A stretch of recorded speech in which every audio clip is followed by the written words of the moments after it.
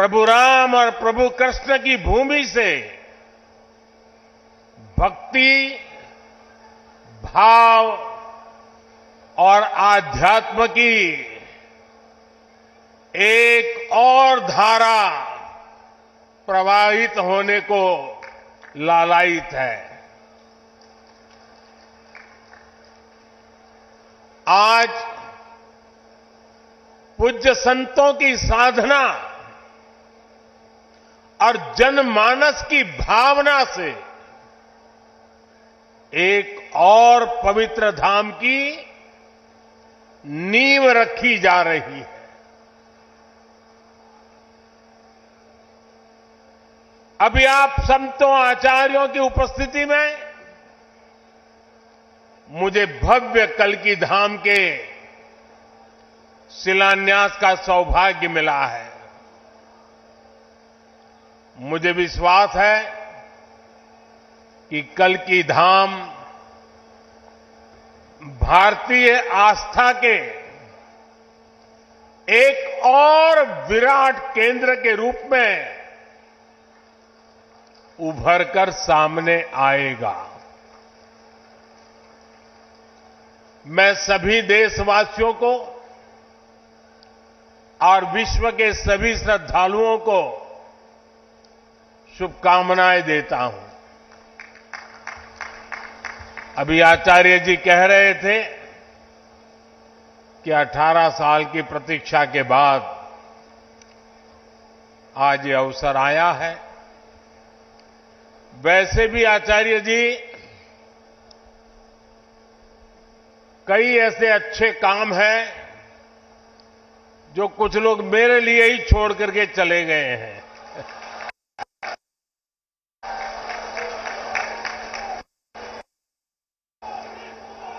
और आगे भी जितने अच्छे काम रह गए हैं ना, उसके लिए बस ये संतों का, जनता जनार्दन का आशीर्वाद बना रहे, उसे भी पूरे करेंगे।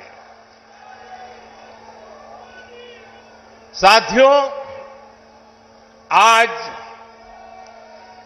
छत्रपति शिवाजी महाराज की जन्म जयंती भी है।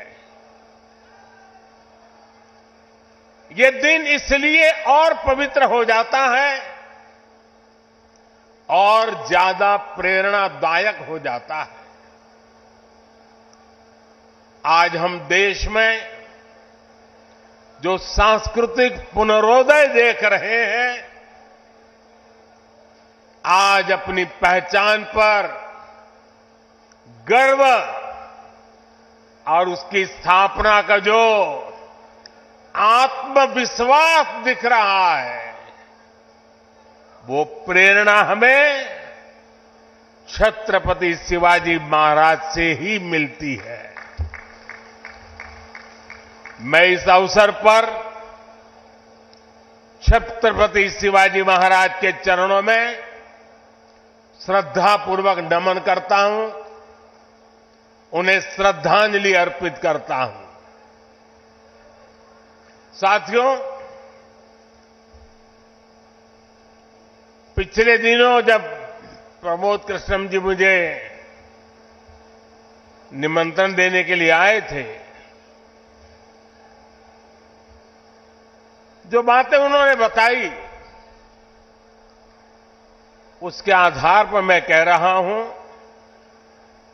कि आज जितना आनंद उनको हो रहा है, उससे अनेक गुना आनंद उनकी पूज्य माता जी की आत्मा जहां भी होगी उनको होता होगा।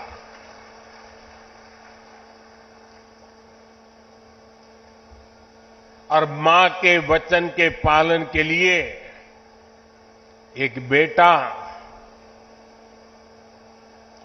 कैसे जीवन खपा सकता है, ये प्रमोद जी ने दिखा दिया है।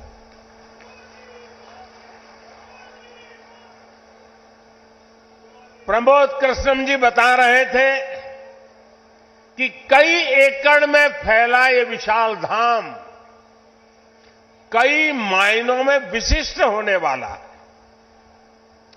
एक ऐसा मंदिर होगा जैसा मुझे उन्होंने पूरा समझाया अभी, जिसमें 10 गर्भगृह होंगे और भगवान के सभी 10 अवतारों को विराजमान किया जाएगा।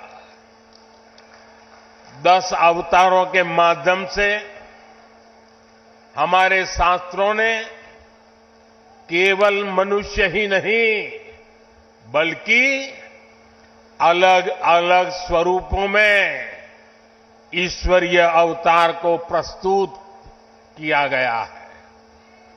यानी हमने हर जीवन में ईश्वर की ही चेतना के दर्शन किए हैं।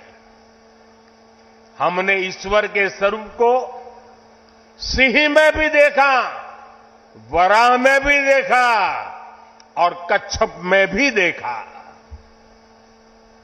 इन सभी स्वरूपों की एक साथ स्थापना हमारी मान्यताओं की व्यापक छवि प्रस्तुत करेगी। ये ईश्वर की कृपा है कि उन्होंने इस पवित्र यज्ञ में मुझे माध्यम बनाया है, इस शिलान्यास का अवसर दिया है। और अभी जब वो स्वागत प्रवचन कर रहे थे तब उन्होंने कहा कि हर किसी के पास कुछ न कुछ देने को होता है, मेरे पास कुछ नहीं है, मैं सिर्फ भावना व्यक्त कर सकता हूं।